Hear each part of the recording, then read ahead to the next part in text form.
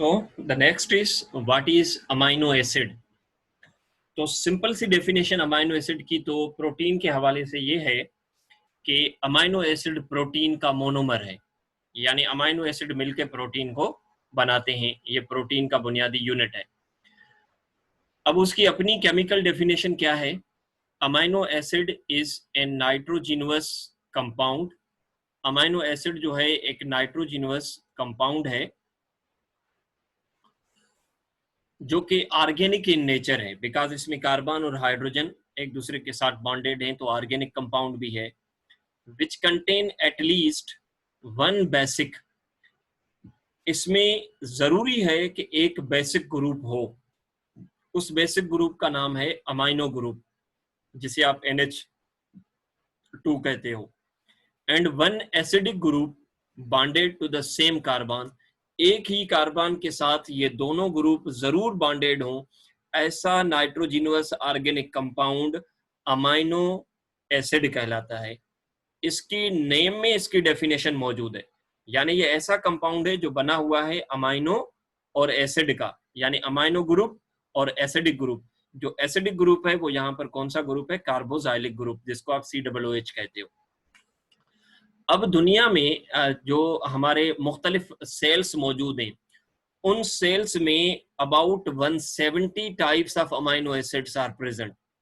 170 मुख्तलिफ किस्म के अमाइनो एसिड मौजूद हैं हमारे सेल्स में, लेकिन उनमें से सिर्फ 25 अमाइनो एसिड ऐसे हैं जो कि प्रोटीन में इस्तेमाल होते हैं। 25 टाइप के अमाइनो एसिड, लेकिन मोस्टली जो प्रोटीन्स हैं वो 20 टाइप्स ऑफ अमाइनो एसिड की बनी हुई हैं, यानी ये वो अमाइनो एसिड हैं जो प्रोटीन में पाए जाते हैं और उनकी प्रॉपर रिकॉग्निशन, स्ट्रक्चर वगैरह हमें पता है। तो बेसिक जो अमाइनो एसिड बुनियादी तौर पर प्रोटीन में पाए जाने वाले हैं वो 20 अमाइनो एसिड हैं। तो वो अमाइनो एसिड जो प्रोटीन को बनाते हैं, उन अमाइनो एसिड को हम कहते हैं प्रोटीनोजेनिक अमाइनो एसिड। क्या कहते हैं उनको? Proteinogenic amino acid.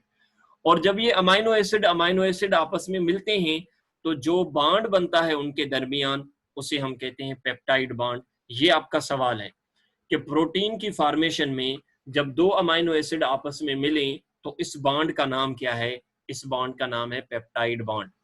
अब अमाइनो एसिड की स्ट्रक्चर और अमाइनो एसिड का जनरल फार्मूला। हमने डेफिनेशन में कहा कि अमाइनो एसिड के पास एक अमाइनो ग्रुप होगा, यानी NH2 होगा, और अमाइनो एसिड के पास एक कार्बोजाइलिक ग्रुप होगा, COOH होगा। दोनों बॉन्डेड होंगे सेम कार्बन के साथ। तो ये बात वो हो गई। हर अमाइनो एसिड में एक हाइड्रोजन जो है वो ये as a side chain permanent पाई जाती है। यहाँ पर लिखा हुआ है R। इसका मतलब ये है कि यहाँ पर जो चीजें लगी हुई होती है वो हर अमाइनो एसिड में मुख्तलिफ होती है, इसलिए इसको जाहिर कर रहे हैं R से। इसका मतलब है रेडिकल ग्रुप, यानी ये बार बार चेंज होने वाला है। हर टाइप ऑफ अमाइनो एसिड में यहाँ R वाली जगह पर मुख्तलिफ चीजें लगी हुई होती हैं। हर अमाइनो एसिड में ये 4 चीजें सेम होती हैं, 5 चीजें। कौन सी? Amino group, carbon, carboxylic group और हाइड्रोजन। ये हर अमाइनो एसिड में जरूर होंगी, लेकिन जो R वाली जगह है यहाँ पर जो केमिकल कंपाउंड या जो एलिमेंट है वो हर अमाइनो एसिड में मुख्तलिफ होगा। यूं आप अमाइनो एसिड को अगर पहचानते हैं तो वो किसकी बुनियाद पर पहचानते हो? R की बुनियाद पर पहचानते हो। ये आपका सवाल है कि one amino acid differs from another amino acid on the basis of carboxylic group, amino group, hydrogen, carbon और R ग्रुप। तो एक अमाइनो एसिड दूसरे अमाइनो एसिड से मुख्तलिफ है किसके ऊपर? R ग्रुप के ऊपर जो है, या R ग्रुप के बुनियाद पर वो मुख्तलिफ होता है। ये देखें 3 मुख्तलिफ अमाइनो एसिड हैं, इसमें भी अमाइनो ग्रुप है, इसमें भी अमाइनो ग्रुप है, इसमें भी अमाइनो ग्रुप है, इसमें भी कार्बन है, इसमें भी हाइड्रोजन है, इसमें भी कार्बन है और हाइड्रोजन है, इसमें भी कार्बन है और हाइड्रोजन है, इसके साथ भी कार्बोजाइलिक ग्रुप लगा हुआ है, इसके साथ भी कार्बोजाइलिक ग्रुप लगा हुआ है, इसके साथ भी कार्बोजाइलिक ग्रुप लगा हुआ है। तो ये 5 चीजें तो तीनों अमाइनो एसिड में सेम है, लेकिन ग्लाइसिन अमाइनो एसिड में हाइड्रोजन मौजूद है। सो कोई भी अमाइनो एसिड जिसकी R ग्रुप H होगी तो उस अमाइनो एसिड का नाम होगा ग्लाइसिन। कोई भी अमाइनो एसिड जिसका R ग्रुप CH2OH होगा, उसका नाम होगा सेरीन अमाइनो एसिड। कोई भी अमाइनो एसिड जिसका अमाइनो ग्रुप CH3 होगा, उस अमाइनो एसिड का नाम होगा एलानीन। तो यूं आपको ये बात समझ में आ गई होगी कि one amino acid differs from the other amino acid on the basis of R group. Now what is peptide linkage? Amino acids join to each other by peptide bond. Peptide linkage का मतलब है वो linkage जो peptide bond की वजह से बने। Peptide bond क्या है? वो बॉन्ड जिस बॉन्ड की वजह से दो अमाइनो एसिड आपस में मिलते हैं, उस बॉन्ड को हम क्या कहते हैं? पेप्टाइड बॉन्ड कहते हैं। तो केमिकल डेफिनेशन इस पेप्टाइड बॉन्ड की क्या है? Bond formed between two amino acids when carboxylic group of one amino acid react with amino group of another amino acid. यानी इसका मतलब ये है कि जब एक ग्रुप का कार्बोजाइलिक ग्रुप, ये ग्रुप कौन सा है इस अमाइनो एसिड का? कार्बोजाइलिक ग्रुप है। और ये ग्रुप कौन सा है इस अमाइनो एसिड का? अमाइनो ग्रुप है। तो ये जो बॉन्ड है वो बना हुआ है किसके दरमियान?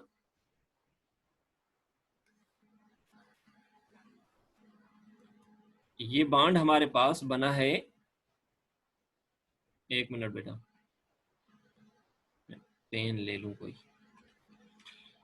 लिसन, ये जो ग्रुप है हमारे पास, दिस वन इज, ये पूरा ग्रुप कौन सा है? Carboxylic group. यानी एक अमाइनो एसिड का कार्बोजाइलिक ग्रुप और दूसरे अमाइनो एसिड का अमाइनो ग्रुप, ये वाला, इनके दरमियान रिएक्शन होगा। तो उस रिएक्शन की वजह से एक अमाइनो एसिड से रिमूव होता है क्या? OH, और दूसरे अमाइनो एसिड से रिमूव होती है हाइड्रोजन। ये स्क्रीन के साथ जो छेड़छाड़ कर रहा है वो बंद करे please.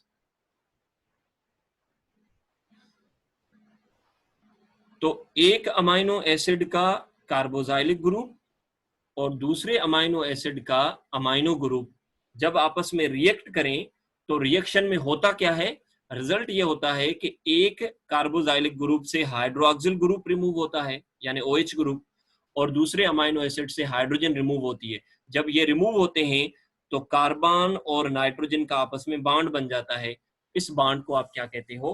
Peptide bond. So simply peptide bond जब एक अमाइनो एसिड का कार्बोक्सिल ग्रुप और दूसरे अमाइनो एसिड का अमाइनो ग्रुप आपस में रिएक्ट करें, उस रिएक्शन की वजह से कार्बोजाइलिक ग्रुप से OH और अमाइनो ग्रुप से हाइड्रोजन रिमूव हो और नतीजे में कार्बन और नाइट्रोजन दो अमाइनो एसिड के आपस में मिल जाएं या बॉन्ड बनाएं, तो इस बॉन्ड को आप क्या कहते हो? Peptide bond.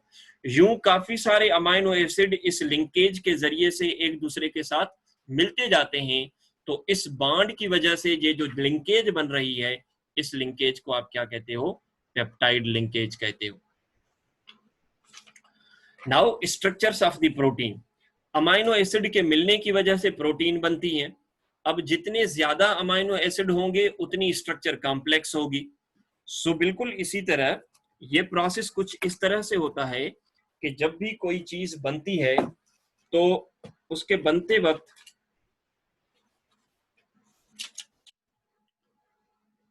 जो सबसे पहली चीज है वो ये होती है कि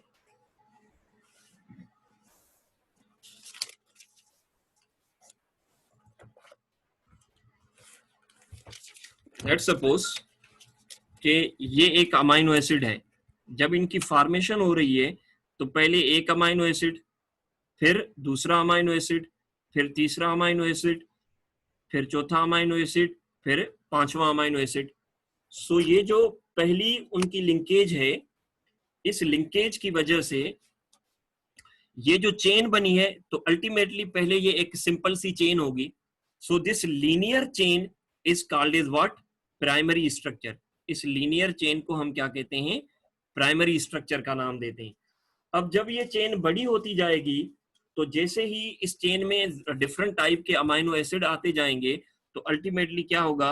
ये जो चेन है वो बड़ी होने की वजह से इसमें कुछ इस तरह से राउंड्स आएंगे, या ये स्पाइरली क्या होगी?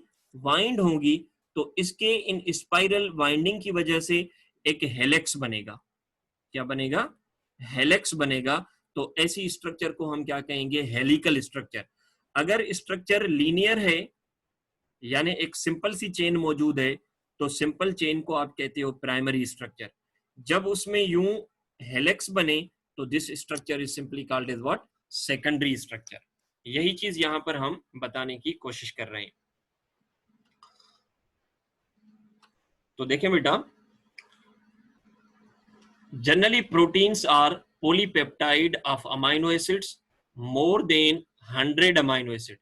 एक प्रोटीन जो है वो जनरली 100 अमाइनो एसिड से ज्यादा की बनी हुई होती है, लेकिन जो छोटी प्रोटीन्स हैं वो इससे कम अमाइनो एसिड की भी बन सकती हैं, जिस तरह इंसुलिन वगैरह है। Different proteins have different sequence of amino acid.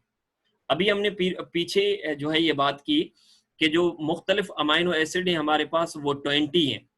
तो ये 20 अमाइनो एसिड नंबर के हिसाब से मुख्तलिफ आ सकते हैं, तो यूं मुख्तलिफ किस्म की सीक्वेंसेस जो हैं वो अमाइनो एसिड की बन सकती हैं। So on the basis of different sequence of amino acids different types of proteins are present. Let suppose एक प्रोटीन है, उसकी चेन में पहला अमाइनो एसिड वेलिन है और दूसरा अमाइनो एसिड ग्लूटामिक एसिड है।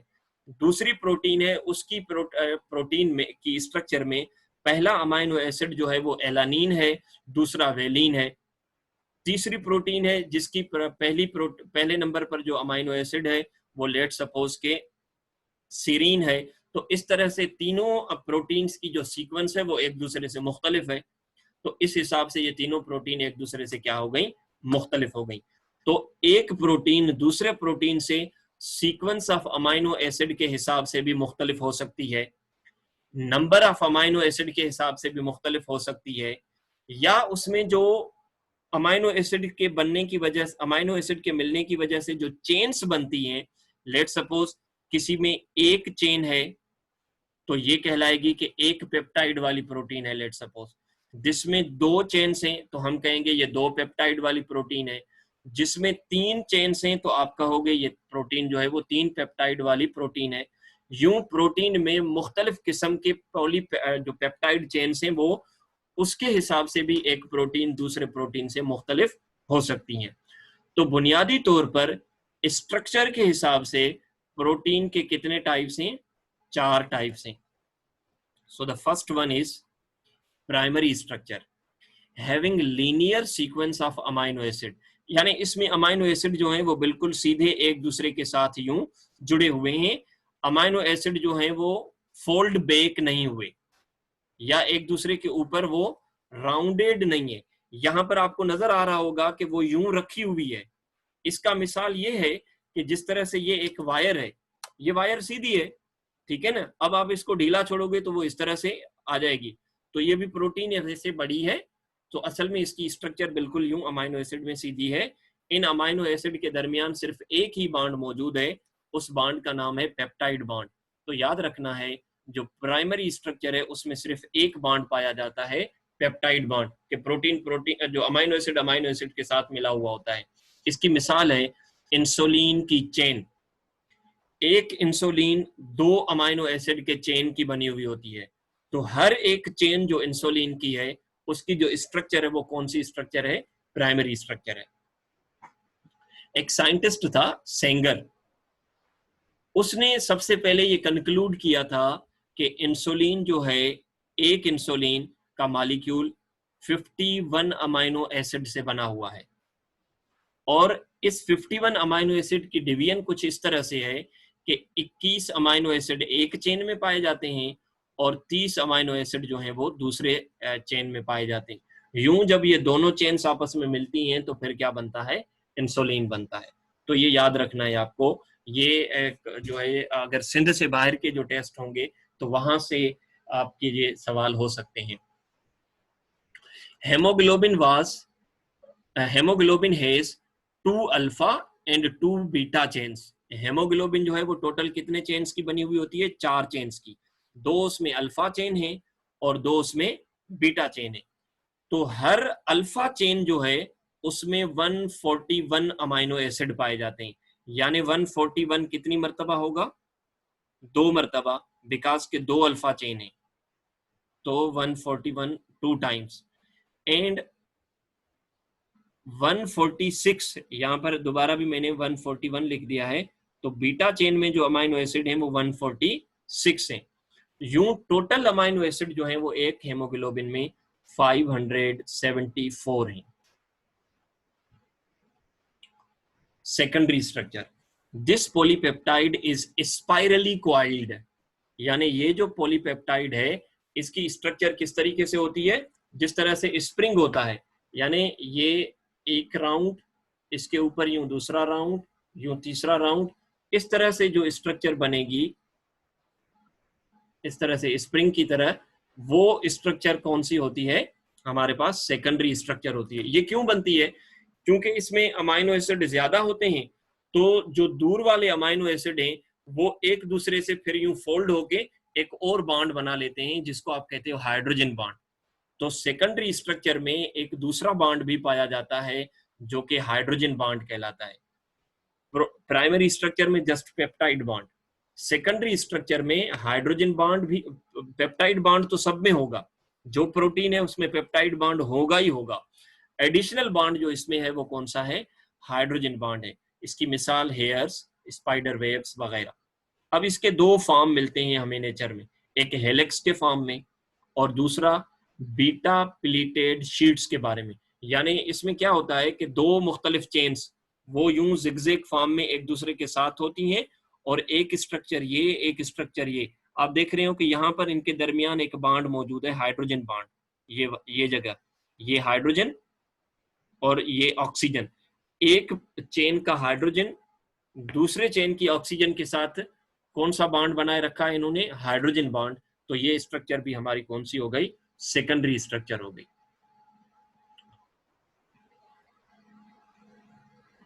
हाँ, ये बुक में लिखा हुआ है बेटा, लेकिन इसमें ये सल्फाइड बॉन्ड है नहीं। सल्फाइड बॉन्ड टर्शरी स्ट्रक्चर में मौजूद है, सेकेंडरी में नहीं। Tertiary structure, polypeptide chain bend and folds on it's self. ये प्रोटीन की स्ट्रक्चर थी, जब ये यूं एक दूसरे के ऊपर फोल्ड बनाए और फोल्ड बनाकर ये एक ग्लोब्यूलर स्ट्रक्चर बनाए, इस तरह से ये ग्लोब्यूलर स्ट्रक्चर बना दे, तो इस ग्लोब्यूलर स्ट्रक्चर को हम क्या कहते हैं, टर्शरी स्ट्रक्चर। यानी इसकी खास बात क्या होगी कि चेन अपने ऊपर बेंड होगी, बेंड होकर फोल्ड हुई है, तो इसकी वजह से 3 डायमेंशनल एक स्ट्रक्चर बनी है। Now this 3 dimensional structure is called is what, tertiary structure. इसमें 3 बॉन्ड होंगे एडिशनल, पेप्टाइड बॉन्ड है ही है, दूसरा hydrogen bond, disulphide bond and ionic bond. तो ऐसी स्ट्रक्चर जो है वो हमारी क्या कहलाएगी, टर्शरी स्ट्रक्चर कहलाएगी।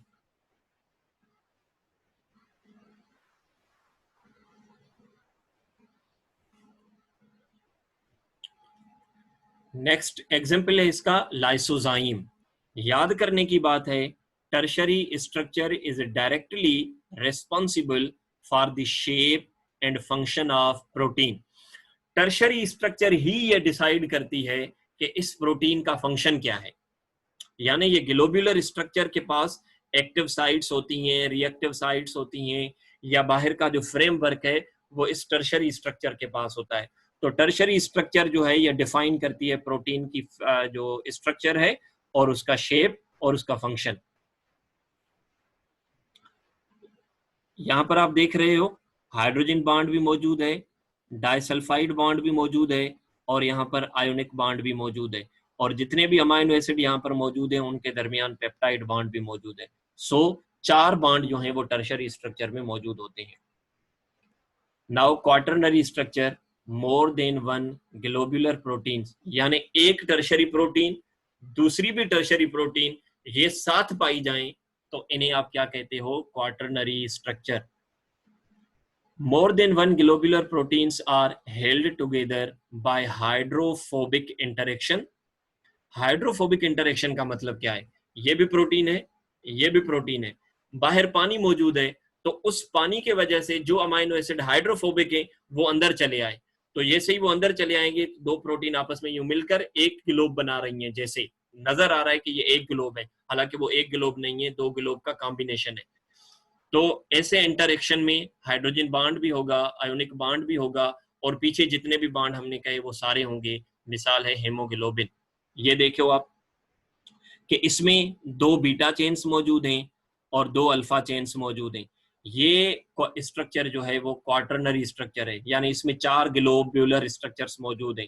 एक ग्लोब्यूलर स्ट्रक्चर, दूसरी ग्लोब्यूलर स्ट्रक्चर, तीसरी ग्लोब्यूलर स्ट्रक्चर और चौथी ग्लोब्यूलर स्ट्रक्चर। ये चार ग्लोब्यूलर स्ट्रक्चर्स मिली हैं, तब जाकर एक नया क्लास प्रोटीन का बना है, जिसे हम क्या कहते हैं, quaternary structure of protein.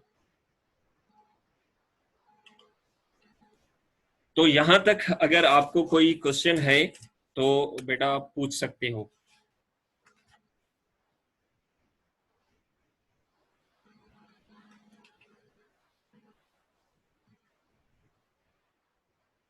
Up to yet, if you have any question, you may ask, please.